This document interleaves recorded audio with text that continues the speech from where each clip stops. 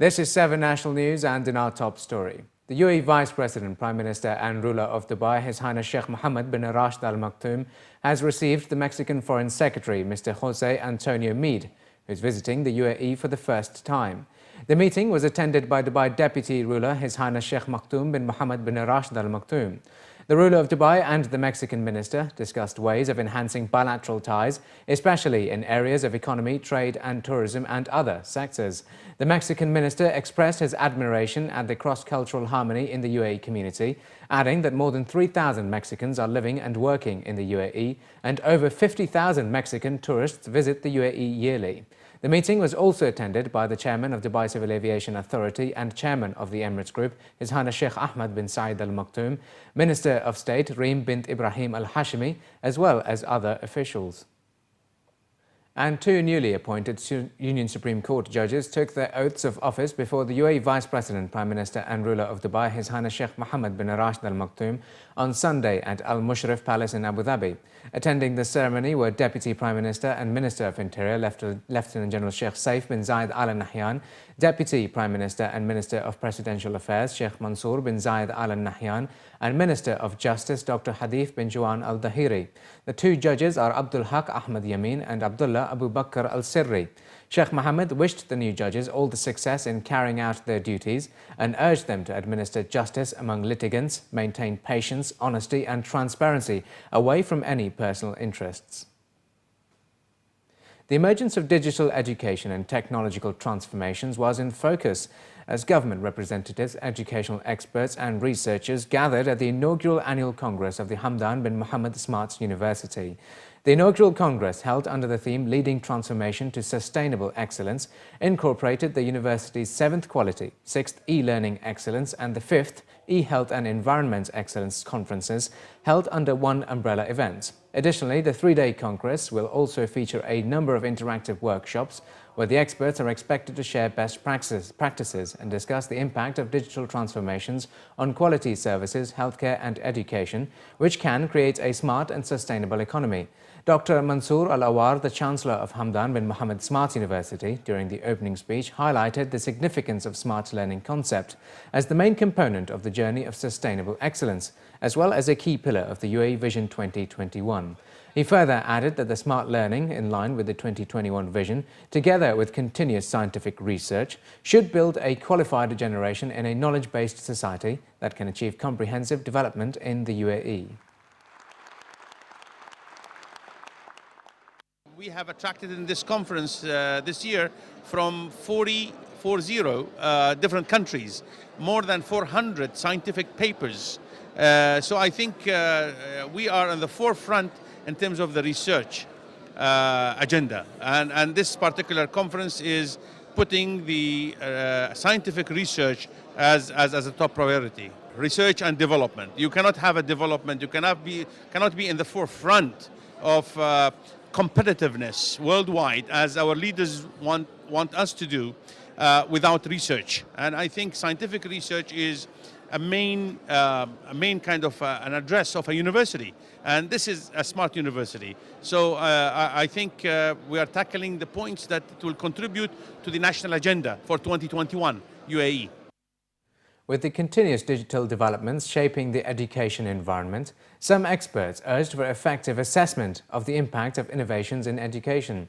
According to the Managing Director of Pearson Education, who will be delivering the research paper titled Alive in the Swamp, digital learning has enhanced the value of content and encouraged students to engage deeper.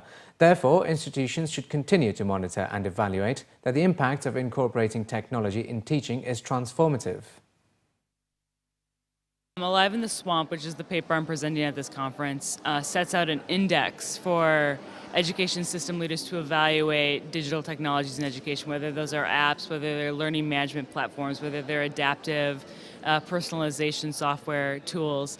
And the idea is that you need 3 main components to ensure that the impact is really transformative. You know, the technology needs to be super cutting edge. So the first is technology. The second is pedagogy. So does it have a theory of learning that is underpinning the technology that is, you know, world class? And then thirdly, system change knowledge. So does it use the best of what we know is necessary to really change the whole education system. And often what this means is the program investing in implementation support? Are they training the teachers or training the professors in order to integrate the technology into their classrooms? Complaints from schools and parents have dropped by 20% after the introduction of a legally binding contract between parents and private schools in Dubai, as according to statistics released by the Knowledge and Human Development Authority. The KHDA stated that as a result of the successful pilot phase last year, an additional 18 schools will be included for the academic year 2014-15, totaling 24 schools and 38,624 students. This includes 76% of the Emirati population in private schools, accounting for 22,885 Emiratis.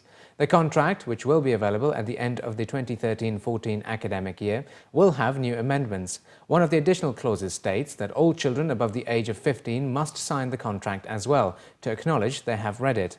Schools will also be expected to put in place a zero-tolerance cyberbullying policy, which must be clearly outlined in the contract. The legally binding contract between parents and private schools in Dubai was introduced earlier last year in order to reduce disputes between parents and schools by outlining each party's rights and responsibilities. The school-parent contract includes refund and admission policies, school fees, attendance and punctuality, as well as health and safety provision and transportation. It will also address parental responsibilities such as providing schools with accurate medical, psychological and educational assessment records. The UAE, represented by the Telecommunications Regulatory Authority, has been selected, with the consent of all ITU member states, to host the 6th International Telecommunication Union's World Telecommunication Development Conference in 2014. The event, which is held once every 4 years, will take place in the Dubai International Convention and Exhibition Centre at the Dubai World Trade Centre from the 30th of March to the 10th of April 2014. The UAE has been selected to host WTDC 2014 as the result of a consultation process with all 192 UN member states of the ITU and in accordance with the ITU's constitution and convention. Mohammed Ahmed Al-Qamzi, chairman of the UAE Telecommunications Regulatory Authority, was quoted in news agency WAM stating that the UAE assigns a great deal of value to its ITU membership since it joining it in 1972. It is a great honour for the UAE to be selected as hosts for this significant event and is testament to the level of success achieved during 2012 after hosting the UN Specialised Agency's largest events, these being the World Conference on International Telecommunications in December, the World Telecommunications Standardization Assembly in November and the World Telecommunication in October. The previous edition of the WTDC event was held in India. And finally in the bulletin, in a bid to create a do-it-yourself platform and celebrate creativity, Abu Dhabi Technology Development Committee has announced a new program called Innovator 2014, which will be held on the 8th of March. Around 200 UAE-based talented individuals will be provided an opportunity to showcase their homegrown innovations and technology projects at the first Gulf Bank Arena in Abu Dhabi.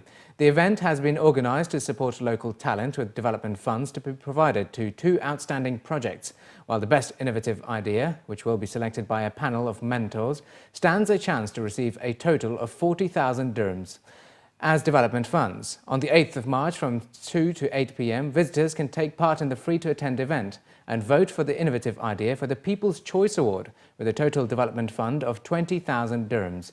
Some of the projects submitted by the participants include a hands-free car developed by Reem Al-Marzuqi, motorbike by Omar Al-Tamimi, and a mobile app for blood donors by Hussam Mohsineh, to name a few. According to the organisers, Innovator 2014 is part of the authority's wider plans to build a base in science, technology and innovation, adding that the event will be a platform for DIYers to connect with the community and demonstrate their creativity.